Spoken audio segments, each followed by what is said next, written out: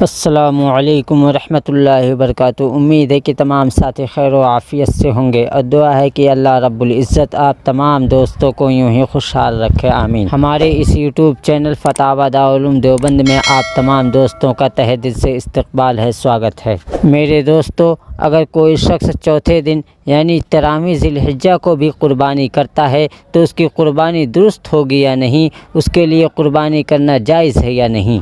تو آؤ دوستو، اس کے بارے میں ہم دارالعلوم دیوبند کا فتویٰ دیکھ لیتے ہیں اور جان لیتے ہیں۔ سوال، بسم اللہ الرحمن الرحیم۔ قربانی کا دن جو 3 دن ہے حنفیہ کے نزدیک، لیکن میں دیکھتا ہوں کہ کچھ لوگ 4 دن قربانی کرتے ہیں اور دوسرے لوگوں کو بھی کرواتے ہیں۔ قرآن و حدیث کی روشنی میں جواب مطلوب ہے۔ جواب، بسم اللہ الرحمن الرحیم۔ احناف کے نزدیک قربانی کے 3 ہی دن ہیں، یہی جمہور کا مسلک ہے۔ چوتھے دن حنفی کی قربانی درست نہ ہوگی۔ حضرت ابن عمر رضی اللہ تعالیٰ عنہ کا قول ہے، یوم النحر یعنی 10 ذی الحجہ کے بعد قربانی 2 دن ہے، لہٰذا جو لوگ 3 دن کے بعد قربانی کرتے یا کرواتے ہیں ان کا عمل جمہور سے الگ اور حدیث مذکور کے خلاف ہے۔ واللہ عالم۔ دارالفتہ دارالعلوم دیوبند۔